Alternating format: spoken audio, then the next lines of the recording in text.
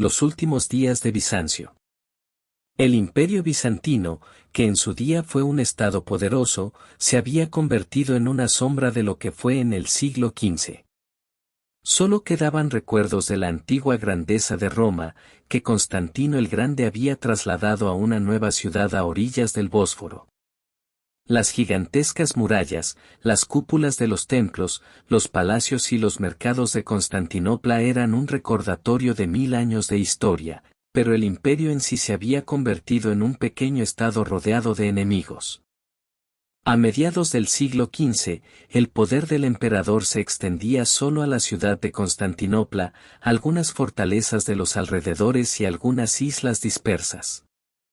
Incluso el Peloponeso, donde los gobernadores bizantinos aún ejercían su dominio, se veía gradualmente amenazado. Sin embargo, Constantinopla seguía siendo un símbolo. Para Oriente, era una ciudad rica y de importancia estratégica. Para Occidente, era un bastión sagrado del cristianismo. Sus murallas, construidas bajo el emperador Teodosio en el siglo V, se consideraban impenetrables. Los enemigos se acercaron a ellas muchas veces, pero siempre se retiraron. Ni siquiera las temibles hordas de árabes y búlgaros pudieron romper este bastión. Pero en el siglo XV surgió un nuevo enemigo contra Constantinopla, el Imperio Otomano. Su ejército, disciplina y recursos superaban con creces todo lo que los bizantinos podían reunir. El joven sultán Mehmed II, que ascendió al trono en 1451, declaró inmediatamente: «Quiero conquistar la ciudad que se convertirá en la capital del mundo». Mehmed no era solo un conquistador. Era un gobernante culto, enérgico y ambicioso. Hablaba varios idiomas y se interesaba por la ciencia, pero al mismo tiempo tenía una voluntad de hierro y era despiadado.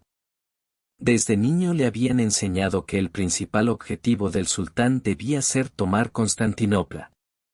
Los antiguos sultanes lo habían intentado, pero fracasaron. Mehmed decidió llevarlo a cabo hasta el final. Comprendía que la conquista de Constantinopla daría al Imperio Otomano no solo el control estratégico sobre el estrecho, sino también un estatus simbólico, el poder sobre la Segunda Roma.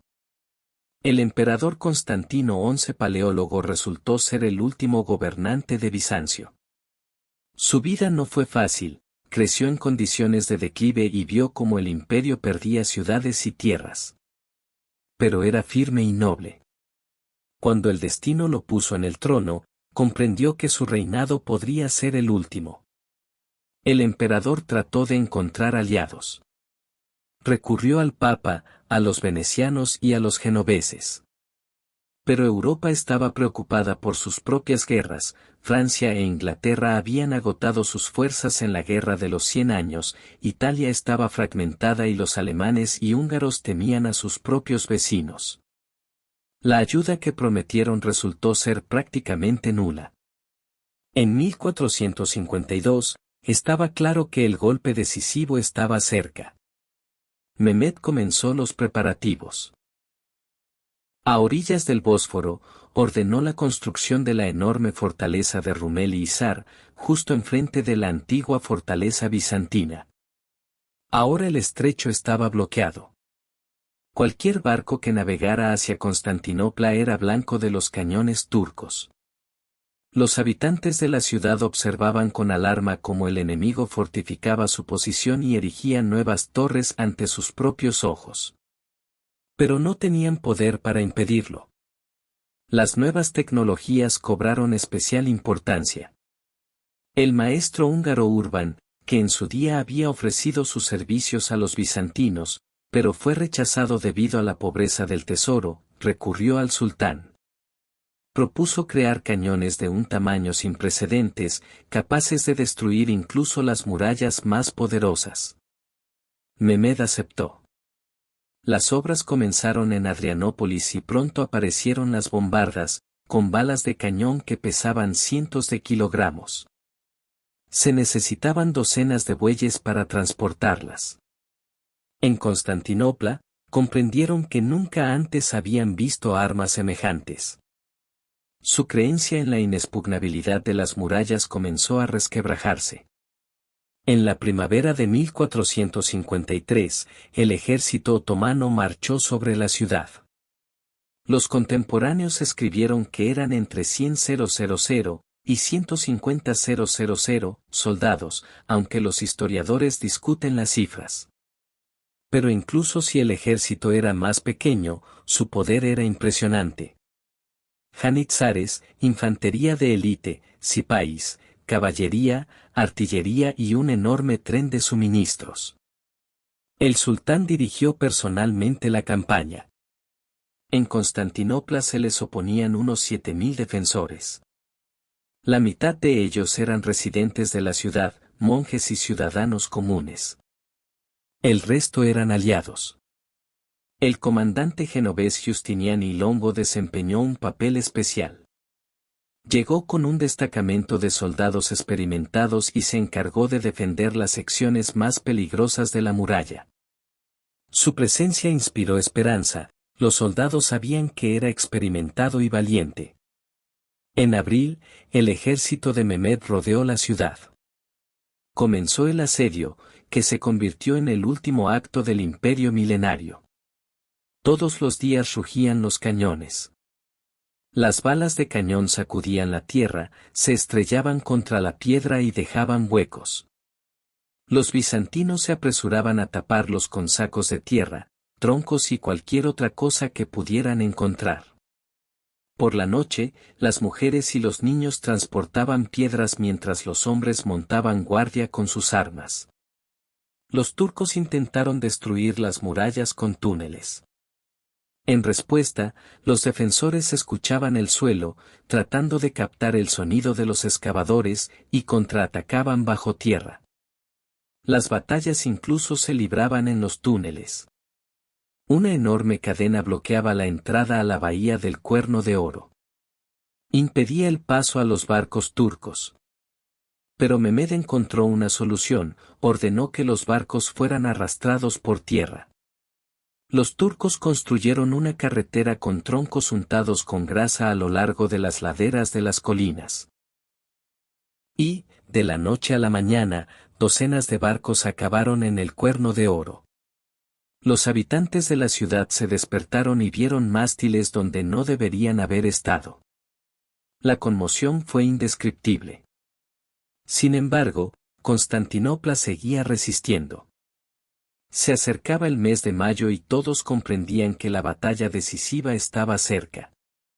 Cada nuevo día del asedio era una prueba para Constantinopla. Desde la mañana hasta la noche, las murallas temblaban por los golpes de los cañones de Urbano. Enormes balas de cañón, forjadas en piedra, volaban por el aire con un rugido y se estrellaban contra la mampostería. A veces volaban por encima de las murallas y caían en zonas residenciales. Entonces se derrumbaban casas enteras y se oían gritos en las calles. La gente enterraba a los muertos en sus jardines y patios, sin tiempo para rituales. La ciudad se fue acostumbrando poco a poco a este estruendo. Parecía como si la propia tierra cantara con voz de hierro.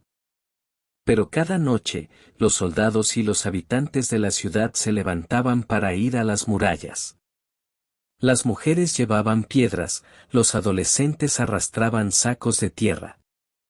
Los monjes salían de sus monasterios y rezaban, y luego cogían picos y palas. Bizancio vivía con sus últimas reservas de fuerza, como si cada hombre se hubiera convertido en soldado. Al mismo tiempo, las disputas crecían en la ciudad. El emperador Constantino XI, aunque se mantenía firme, se enfrentaba a la desconfianza de parte de la nobleza. Algunos decían que era mejor rendirse al sultán y salvar sus vidas. Otros señalaban los milagros del pasado, recordándoles que Constantinopla había resistido peores asedios. En los barrios de la ciudad se susurraban profecías, que la caída de la ciudad marcaría el fin del mundo y que el emperador era el último de la dinastía Paleólogo. Los rumores se entremezclaban con la esperanza. Una visión era particularmente poderosa. Un ángel resplandeciente había reaparecido en Santa Sofía, prometiendo que las murallas de la ciudad no caerían mientras permaneciera la fe. La gente acudía en masa a las iglesias, llevando velas y rezando. Mientras tanto, Mehmed II aumentaba la presión. Comprendía que el tiempo jugaba en su contra, el prolongado asedio estaba minando la autoridad del sultán. Por lo tanto, intentó atacar por todos los medios.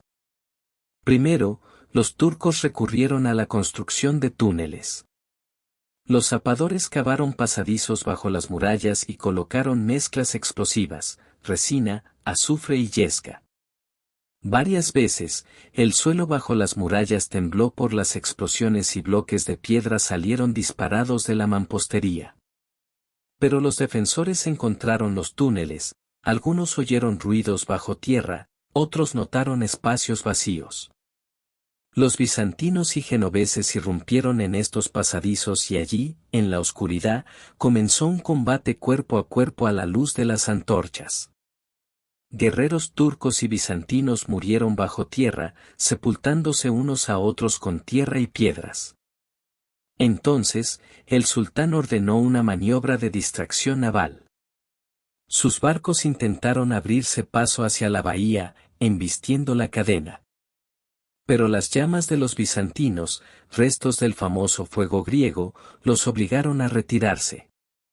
Aunque el secreto de la antigua arma se había perdido casi por completo, habían sobrevivido algunas jarras de la mezcla inflamable. Cuando las llamas se extendieron por el agua, los turcos se retiraron horrorizados, perdiendo sus barcos. Pero Mehmed no se rindió. Entonces decidió dar un paso audaz, arrastrar la flota por tierra. Esta operación sorprendió incluso a sus soldados. Los turcos colocaron troncos de madera en las laderas de las colinas cercanas a Galata y los recubrieron con grasa animal y aceite. Durante la noche, decenas de barcos fueron arrastrados por tierra, pasando por las murallas, y lanzados directamente al Cuerno de Oro. Al amanecer, los bizantinos se despertaron y vieron algo increíble: donde ayer no había mástiles, ahora había docenas de barcos. Las galeras otomanas aparecieron en la bahía, detrás de la cadena que se consideraba infranqueable. La ciudad temblaba de desesperación. La vida en la Constantinopla sitiada se hacía cada vez más difícil. Las reservas de alimentos se estaban agotando. Los pescadores ya no podían salir a la bahía y los molinos no funcionaban. La gente comía frijoles secos, restos de grano e incluso huesos molidos para satisfacer de alguna manera su hambre. Al mismo tiempo, se mantenía el orden. El emperador caminaba por las calles sin guardias, hablando con los ciudadanos y animándolos. Todos somos ciudadanos de una misma ciudad y juntos la defenderemos, decía. Su imagen reforzaba la moral. Incluso aquellos que tenían dudas comenzaron a creer que, mientras el emperador permaneciera con ellos, la ciudad resistiría. Giustiniani Longo desempeñó un papel especial.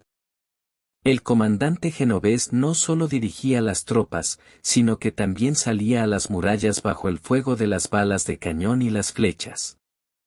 Su armadura brillaba y la gente decía: mientras él siga vivo, las murallas no caerán. Organizó la reparación de las brechas, construyó barricadas adicionales e instruyó a los jóvenes guerreros. Los turcos sufrieron pérdidas. Cada día, decenas o incluso cientos de soldados otomanos morían en las murallas.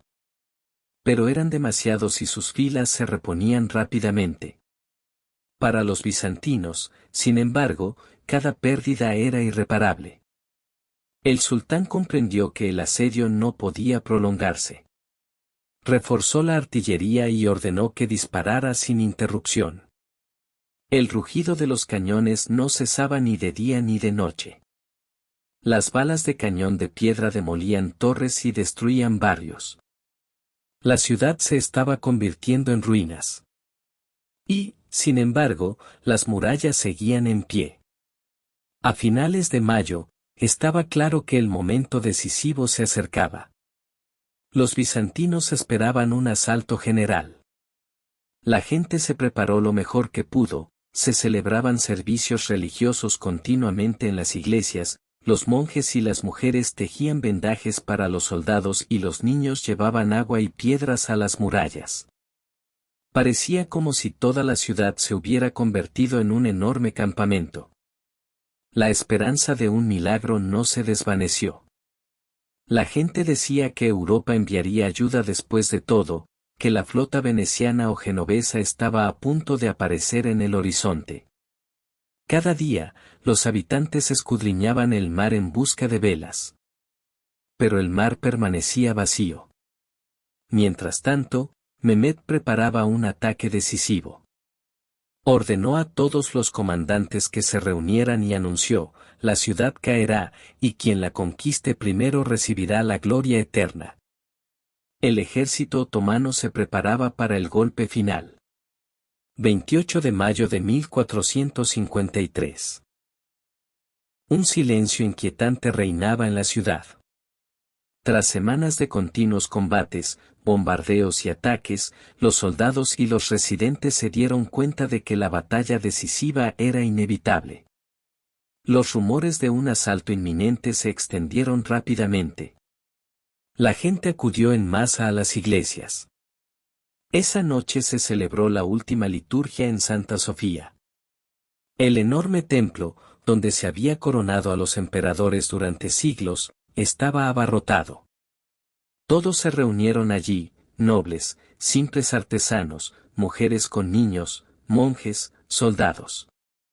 Nunca antes había habido tanta gente en el templo. Las oraciones se fundían en un único murmullo, cientos de velas ardían y parecía que la luz del templo tenía vida propia. El emperador Constantino XI entró en el templo y se acercó al altar. Su mirada era cansada, pero decidida. Se confesó, comulgó y se dirigió al pueblo. Hermanos míos, esta ciudad es nuestro patrimonio común, nuestro hogar y nuestro destino. Hoy, cada uno de nosotros se convierte en su defensor. Permaneceremos unidos mientras respiremos. No os abandonaré. Estas palabras resonaron en todo el templo. La gente lloraba, se abrazaba y se despedía. Muchos comprendieron que esa era su última noche. Cuando terminó la liturgia, el emperador se dirigió a las murallas. Caminó por los bastiones, habló con los soldados y les agradeció a cada uno de ellos su servicio. Los soldados, muchos de los cuales estaban agotados y heridos, se sintieron animados por su presencia. Incluso los más desesperados creían que con un emperador así no podían retirarse. La última noche. La noche era tranquila. La luna iluminaba las murallas, el mar y el campamento turco, donde ya se oían tambores y oraciones. Los bizantinos sabían que el asalto comenzaría por la mañana. Muchos no se acostaron. Se celebraron servicios religiosos en las iglesias, la gente reunió sus últimas provisiones en sus casas y las madres abrazaron a sus hijos. Los preparativos estaban en pleno apogeo en el campamento turco. Mehmed II inspeccionó personalmente las tropas, prometiendo ricos botines y recompensas. Los soldados sabían que su destino se decidiría al día siguiente.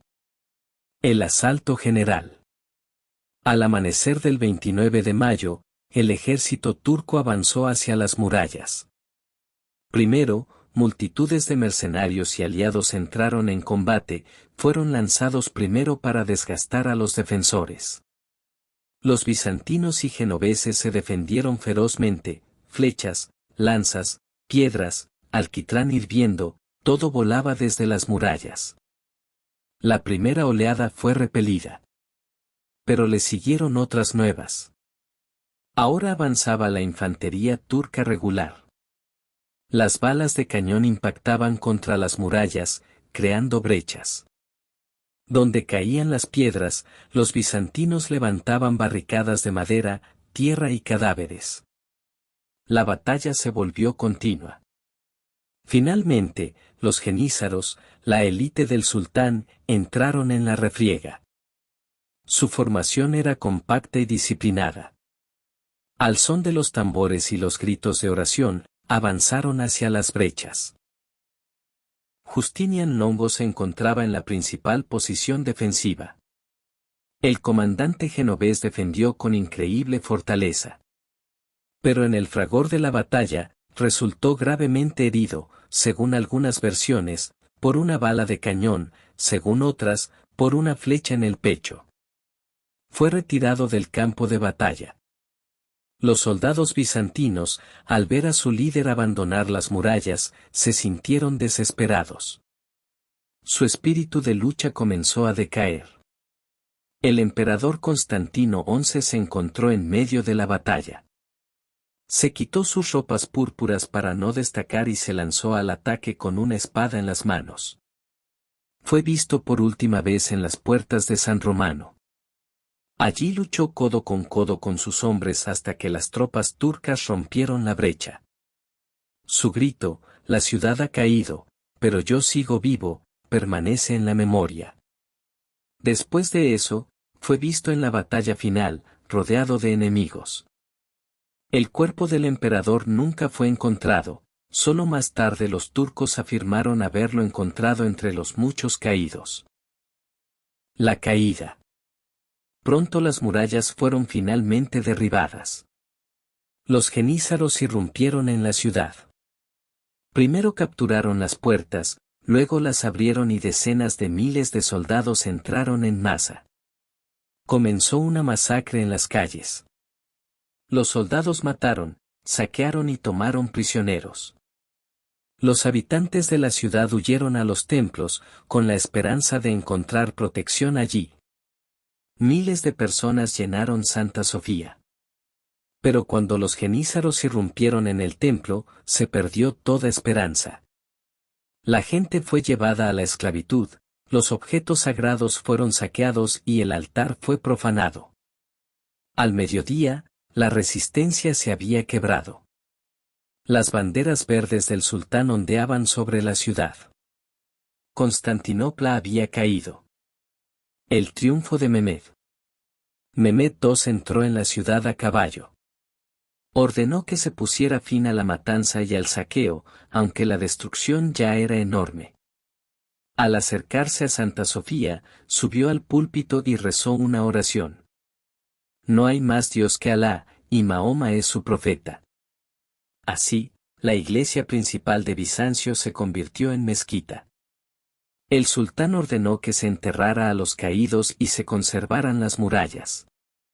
Comprendía que Constantinopla era ahora su capital. La ciudad pasó a llamarse Estambul y se convirtió en el corazón del Imperio Otomano. Consecuencias. La noticia de la caída de Constantinopla se extendió por toda Europa. Para los cristianos fue un shock, el imperio que se consideraba el heredero de Roma había caído. La gente lloraba en Venecia y Génova, y el Papa declaró luto en Roma. Pero la ayuda llegó demasiado tarde. La caída de Bizancio fue un punto de inflexión. Las rutas comerciales hacia Oriente quedaron bajo control otomano. Esto llevó a los europeos a buscar nuevas rutas, alrededor de África y a través del Atlántico. Pronto, Colón descubriría el Nuevo Mundo y Vasco da Gama llegaría a la India. En cierto sentido, la caída de Bizancio marcó el comienzo de una nueva era, la era de los descubrimientos. Para los musulmanes, fue un triunfo. Los otomanos ganaron una capital de talla mundial, que se convirtió en el corazón de su imperio durante siglos. Epílogo. Así terminó la historia de un imperio que había durado más de 1000 años. Desde Constantino el Grande hasta Constantino Paleólogo, hubo una larga lista de gobernantes que mantuvieron el Imperio Romano de Oriente. Pero todo tiene un final. Constantino XI es recordado como el último emperador que murió en las murallas de su ciudad. Su imagen se ha convertido en un símbolo de valentía y devoción. En las leyendas populares, se le llamaba el Rey Dormido, que volvería cuando llegara el momento. Y la ciudad misma, ahora conocida como Estambul, aún conserva vestigios de su pasado. Dentro de sus murallas, en las cúpulas de Santa Sofía, en las estrechas calles, se pueden escuchar los ecos de esa última batalla, la batalla que puso fin a los 1000 años de historia del Imperio bizantino.